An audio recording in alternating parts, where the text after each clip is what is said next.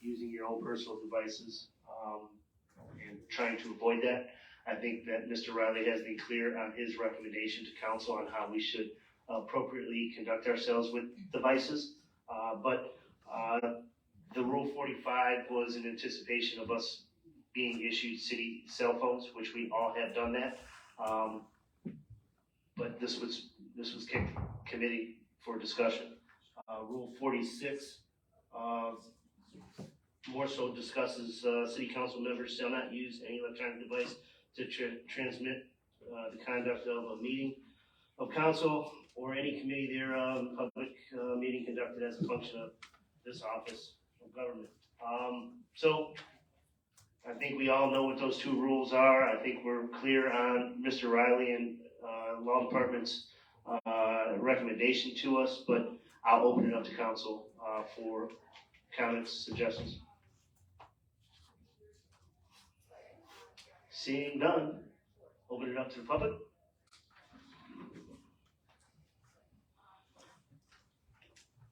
Me again. If I may just for a second jump back to the previous thing that was being discussed, I think Mr. Riley told you that your mechanism was already there. The only thing I think it's lacking is implementation. 45 and 46, I have a question. The city telecast this year, is it done as a live telecast or a delayed telecast? It is live. It goes out live? And why would be, what seems to be a problem with the duplication of it? I know, let's be very honest, cut to the chase. It's because Mary, our councilwoman Spinkowski, sends it out on her stuff, okay? Is she sending out different pictures? I mean, is there something happening in council that I haven't seen? That she's sending out different pictures? Why are you worried about it being sent out? I think an informed citizenship is what you really want. No issues at all, transmit it. And give as many people as they can to see what's going on in their city. Maybe we could get a lot more things getting done. Starting to sound like some people in Washington who want to cut off voting for people and do all the rest of that. You used to want them to know nothing. You should send it out. If it breaks down, they're all not going to break down at the same time. So you'd have some type of continuous transmission going out there. If we just go start making rules, that's one of the big complaints about the citizens in the country. Too much government, rules and regulations. And here we are sitting trying to make some to stop the people finding out stuff that's happening to them in their daily lives. Think of it carefully. Thank you.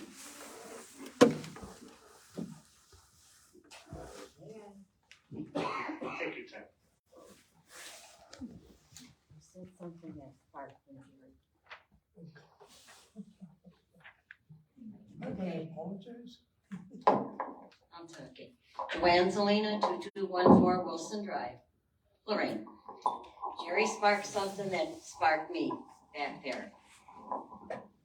That's the problem with people do not come to council meetings. There are people who cannot get here. Maybe in 2 years, hope to God I'm still alive, hope I can still drive. I'll be here in that seat. So help me God, because I learn a H of a lot. I commend anybody else that's sitting here that has the guts to get up here and say something. Pat, I totally understand how you felt the day that you had to come here and beg for your employees. And it is a shame that that has to happen. To me, when a person is hired, just like in the out world, you know at that point what you are making. You know when you will have a review. You know all of this before you want to step 1 foot inside a city hall. And there should be every department that is in this building. Every time, whenever I chose to move in a job, I knew what I was going to make, I knew I would have a review in a certain amount of day. And come on, leave me off of there, okay? No, Well, maybe it's the truth. I don't know. there's no expectation of privacy in public. Okay, that's fine. But you know what? I learned that from Bob. You fought for every person. I don't care if you are in a union or you are not. And that's what I am trying to hold up since he died. People have a right to say what they want and when they want it. So just please remember all of this for everyone. Mary has a right. She had a right because she wanted the people of the city of Lorraine to know what goes on within these walls. And that should not be taken away. But thank God, we're going to do it. And that's what has to happen. So the people that, I don't have that privilege. I don't have that availability to stay home and listen to what goes on in this place. So that's why I made a motion to myself and to Bob that from the day after he was cremated, I would step up for him in the labor movement of the city of Lorraine so that the people that are not, don't have the availability to do things and to have someone else make a voice for them. But make sure it is the right voice, not the one that just turns around and takes care of a certain amount of people. Thank you.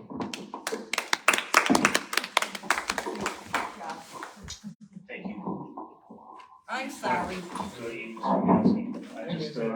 Just for clarification, right?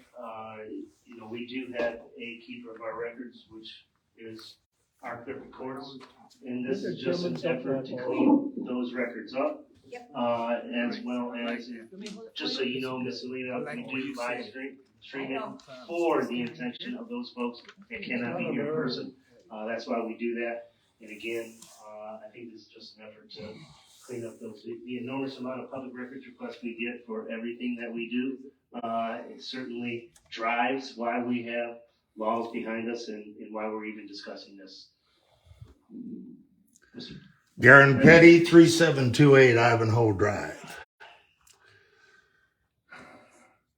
Can I get the clerk to read Council Rule 3? Sure. Listen.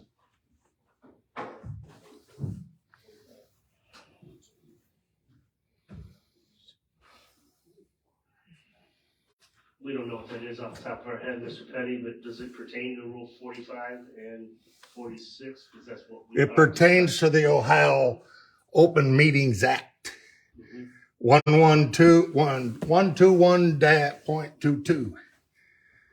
Can it be explained by the law director about videotaping and talking to citizens during the meetings? Is that prohibited by the Open Meeting Act?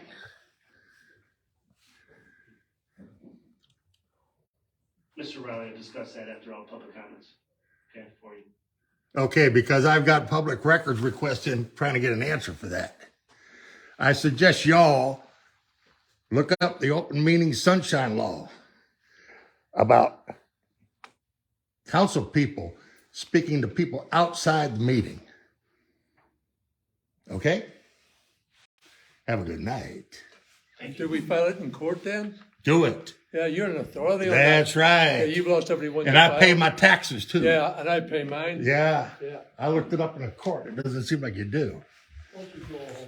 I am. As soon as this is over with. Ladies and gentlemen, let's please keep it cordial. Stay on topic. Yes, sir. Patrick Horn, 1015 Powder Boulevard. I had to agree with the person over here. He is right. We have an expectation to record anything we can see here in public. And the problem I have with this whole situation is Mary was out of her way, like she's in the back, tell people that can't come to meetings, who can't see what's going on. And the other problem that's going on with you guys getting sued for this issue is we had phones here, some time ago, they got taken out. But there are some situations where, and I'm just gonna, I don't know who, I'm gonna pick on Beth, I'm gonna pick on Josh for a second. There are some issues where, they might not want to say something in public. It might be you don't want to have Beth say, hey Josh, when's the next financial claims meeting? There are some things where we have to shoot a text or say something that doesn't need to be said in the meeting. But I think the biggest problem that everyone has is that, our council people work very hard to come at the people that are out there that can't get to our meetings, that are out there that can't get to what they need to go to. And it should not come down on having an ordinance or a law against it, because that's what needs to happen. America's out for a way to help people who can't get to the meetings. And I think that this whole rendezvous and this whole crap about being sued is ridiculous. So, keep that in mind when it comes to people talking to people during council meetings. It's not because they don't want to see what we're saying. It's not because they have something they have to see what to say. It's the simple matter of fact that instead of having Beth and Josh yell across the table to talk to each other, it's something simple. And it doesn't need to be said out in public. So either find a way around and get the phones back so they can talk to each other that way, or do something that it works for everybody. Not just try and have everybody in one big cluster screw and let everybody make amends somewhere, have a compromise somewhere. That's pretty much what it comes down to. Thank you. Anyone else from the public? Perfect. Bounce it back to council. Ms. Springowski. Yeah, let's cut to the chase and let's be perfectly honest, since we're all in an open meeting here. This was done because of the lawsuits that were filed against me, because I was transmitting the meeting, because I had a better feed than the city. You couldn't always hear it. It would be staticky, and I was doing it live streaming on there. People were commenting. If somebody was working nights and was watching it and couldn't ask a question, they'd put it on there on social media, and I would ask it in council, so it would become part of the record. And what it was is I wouldn't acquiesce to somebody bullying me and bullying people that were on my feed, people that had blocked a certain person on my feed, and that person asking to find out what they had said. They didn't want to have any conversation with him because he bullied them. And he tried to bully me, and I wouldn't back down. And he's asked for things that he's not entirely entitled to. I have text messages that'll come into me on my personal phone from my family with my mother, my father, my husband, or my children. I have my mother in the hospital right now. She's protected by HIPAA. Nobody in here is entitled to know what her medical condition is. Yet my family will go and text me to ask me questions about it because I have her power of attorney. My daughter was in the hospital, and so was my granddaughter. And I was getting constant updates from my grandson, from my son-in-law on this, and for the care of my grandson. If my husband is texting me, how long is this meeting going to be? There's a husband-wife confidentiality and privilege there. But that doesn't matter to some people because they want to know everything about my personal life and about what I'm doing. Now he's videotaping me right now. No, this is live. And it'll become a taping part of the record. It'll be live. Please direct everything through the chair. Don't be talking about me then. If you want to talk. Put everything through the chair. I've been... There's a man showing you some intelligence. Ladies and gentlemen, please. Ms. Springowski is speaking. I'd appreciate if any of your comments would go to the mic. We already had the public part of this. That's done. You had an opportunity to speak. If you didn't speak what you needed to speak then we don't want to hear it now. Thank you. Ms. Springowski. Thank you. When we start these meetings, our council president tells everybody to turn off their electronic devices. I think that that is an error because it should be silence your electronic devices because we are given tablets and we are given city cell phones. Now I silenced my phones and I gave my tablet to the clerk because she didn't have one. I use my own iPad. I have my laptop here so that I can read it on a bigger screen because my eyes are not what they used to be in their day. And I like to have it on a bigger print screen so I can see it. My tablet is because then I always have my notes. I won't lose them on a piece of paper. I'm not going to shut it off. I'm going to keep it on. I have all alarms and all notifications silenced.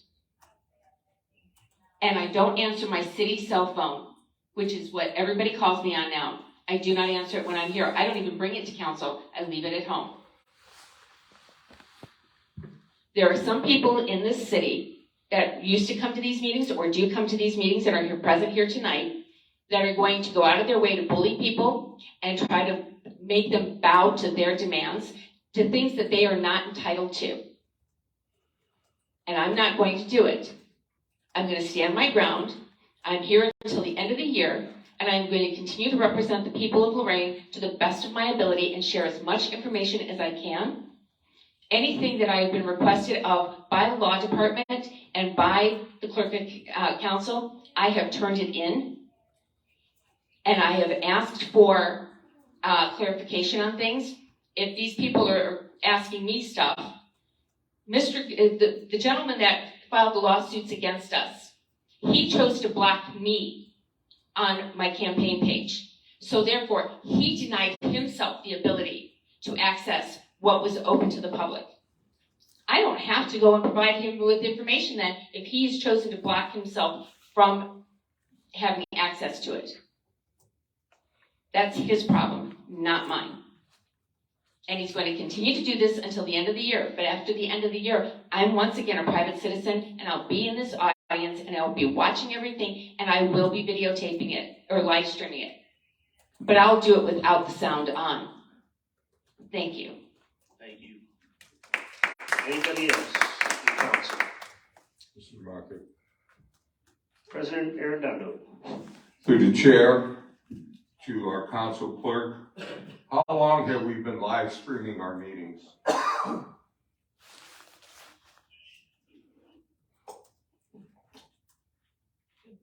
About 3 years. So it was before 2022. Yes. Okay.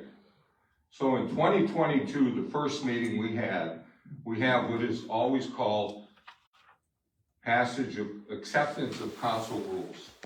So in council rules, it's pretty well spelled out to tell you what the do's and don'ts are. And if I have to, what I'm not going to do now, our council clerk could very easily check the record to see how people voted. And to my knowledge, in the 16 years that I've been council president, I think the rules have always been accepted by acclamation or unanimously, okay? So Ms. Brangowski knew that you were not supposed to be using any electronic equipment. I had various meetings with our law director. I know I spoke to Ms. Brangowski herself, so did the law director, about live streaming meetings because we have them here. We've also have lawsuits pending, and I could ask Mr. Riley, how much has that cost the city so far in defending these lawsuits? And it seems that out of 11 council members, there's only one that has to challenge the system and cost the city money with these lawsuits, which to me is preposterous. Because if you voted to take an oath to uphold the rules, why are you there breaking them? So once again, the people who want to see it, it's live stream. If people want to call in, do they have access to call in, Madam Clerk? No, They don't. not during the meetings, no. Okay, not during the meeting. No, Can but they, our meetings are live streamed and then they are available on demand the next morning by noon at the latest, the day after a meeting. can they email us it? They can email me any questions that they have. Okay, but they cannot call in. They cannot call in. Right. So you still have access to email, and to tell me that electronic equipment, how are they contacting Ms. Brangowski? Could be by phone, which she, like she said, she gets the messages. But the whole point is that we have all agreed to these rules. Now we're going to have amendments to these rules, And if I heard correctly, Ms. Frangowski said she's still gonna do what she wants to do. So, I don't know what else to say. Electronic equipment, and I would sympathize with her because I do too. If we have family members, like you said, if they're sick in a hospital, something. But I think the whole idea of not using the electronic equipment was not to be doing business. If you want to use an iPad for notes, I keep mine here too. I have no problem if I got to look up my notes here or something like that. But I think the whole idea was about this live streaming, and like I said, Mr. Riley, you could answer if you so desire. We still have lawsuits pending on this. No more. Okay, that's good. But we've incurred costs. Yes. Okay, thank you. Thank you. Mr. Riley. Just to say some things briefly. First of all, I think the question is valid if posed from the public perhaps. And they don't know all that goes on during our business. So to give them some inside look perhaps. It wasn't, the law department is not in a position to attempt in any way to tell council what it should and shouldn't do. I think that that's ridiculous. And I want to say to you that these proposed rules are not an effort by the law department to do anything particular as it regards your decision-making and the rights that you otherwise have. Let me tell you how these came about. It's not the law department that attempted to invade council's province to determine what its rules should be, but rather frustration expressed by your clerk, by the law department, and by your IT director in the dealing with all the public records requests that we received. If you understood how many public records requests we get, and how difficult they are for us to review and otherwise disclose. I mean, at times, and that's what it is in the past, I have considered coming to council and say, look, I need a position. And I've had this discussion with the police department and other departments here. We need a dedicated public records request officer who can spend 24/7, getting these public record requests and then using them. So the issue here was not as to any particular council person, although you may feel that way. It isn't. Nor was it in response to any particular member of the public suing the city. Those have been dispensed with, as I think they should have been. But really, it was more a matter of how are we going to manage this workload, and whose responsibility is it to produce these records? Because one, the workload is overwhelming, and two, the responsibilities were unclear. And so the overture that we're making to council is not in some way to dictate or limit the public's access to the public's business. If there's anyone here who believes that this is the public's business and they should have absolute access to that which the law allows and requires, it's me, believe me. But in the months that led up to these rules being formulated and proposed, one, council was given from an agency of the state what were a series of pieces of information that set forth best practices. And Brianna and I have spent hours studying those best practices and trying to distill them down to something that can be easily entertained by council and perhaps implemented. In addition, I think Brianna and I and Dave Comer, your IT director, came to conclude that it's unclear by members of the council, law director, clerk of council, is who it is who's responsible for keeping these records. And for what period of time is it that they have to keep them? And I think in the best practices that were suggested by the Ohio History Connection and the Ohio Electronic Records Commission, those records that are kept on your personal devices are your responsibility. And it's unfair to suggest that Brianna in some way should otherwise be responsible for retrieving from you, from your own personal electronic devices, that which may otherwise recordize the functioning of your offices. And she was frustrated with that, as I was. And so the effort here was made only to, one, perhaps give you food for thought, two, suggest to you what we discerned from the state as to what best practices might be something you would consider, and for us to clarify who's going to keep what records, and when requests are made, who has to give them up.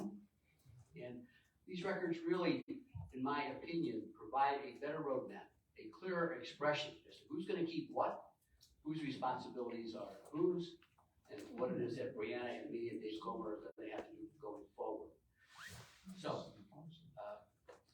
sort of summarize my feelings about this, I certainly don't wish there to be any encumbrance upon the public's access to the government's business. There should be no encumbrance, no obstacle, except those provided by law. Two, this is an effort to help you understand what best practices you might wish to adopt or consider. And three, it gives your clerk, and your law director, and your IT director, a better understanding of who's going to be delivering what when the time comes. So the effort to try to take the records that you have from your personal devices, as suggested in proposed Rule 45, and put them in the public domain, but allow Dave Comer, and not you, to respond. You wouldn't be bothered with it. And so the transmission of those records and the storage of those records in the city's domain would allow you to use your personal devices to the extent you wish to, but otherwise perhaps make them available to David so he can otherwise produce them on request. So this was nothing more than an attempt to take simple common sense, take the law as we understand it, take the best practices suggested by your state, and implement them in a way here that might be easy and understandable and help Brianna and me and Dave perform our jobs as we require in the law. Thank you, sir. Ms. Springhouse. Yes, for clarification, I haven't live streamed a council meeting since Mr. Riley asked me not to. So you would be in error, Mr. President, on that. And a lot of this, when we're talking about the cost of these lawsuits, I wasn't the one that filed the lawsuits. And these lawsuits mostly got started because confidential emails that were shared with the law director and all of council were given to people that they weren't entitled to have. And that's what started that, because that broke the confidentiality of council. And the people that were involved were indicated in the deposition with regards to this lawsuit. So that's who you would need to look at with regards to incurring the cost. It wasn't based on anything that I had sent out, and I haven't live streamed since then, since this came up. I haven't live streamed from this desk since then. These aren't cameras. These are stands that I had in my drawer that I was taking out because I need them elsewhere. So I haven't done it because I took into consideration what it was doing to Brianna and what it was doing to Mr. Riley. So I just wanted that out there for the record and for clarification. Thank you. Thank you. Mr. Carrion. Yeah, thank you through the chair. A lot listening to Mr. Riley's statement about best practices, I think we need to be conscious of that and understand, as you know, the topic before, we're looking at the mechanism for adjusting the rates of our employees, especially those in Colmag. We need to do the same for areas that impact operations. You know, I'm a big proponent of operational efficiencies and finding ways to do more with the time that we have. In my time in the city, I worked for community development. Back then, during those times, I think we were the poster child for having to provide records requests. Okay, and anytime a records request came to our office, that meant that 2 or 3 staff would have to dedicate 2 or 3 or sometimes 4 days to be able to compile all this information, put it in order, tag it, make copies, etc. So you're talking about the monetary impact and the fiscal impact of the city in terms of the legal department doing their work, but then you also have an impact on staff time and the non-production that you're getting out of those staff members that are doing something else. So anything that we can do to improve on that, I'm a big proponent of that. I will say this with the best practices. I like transparency, and I like to get the information out to as many people as possible.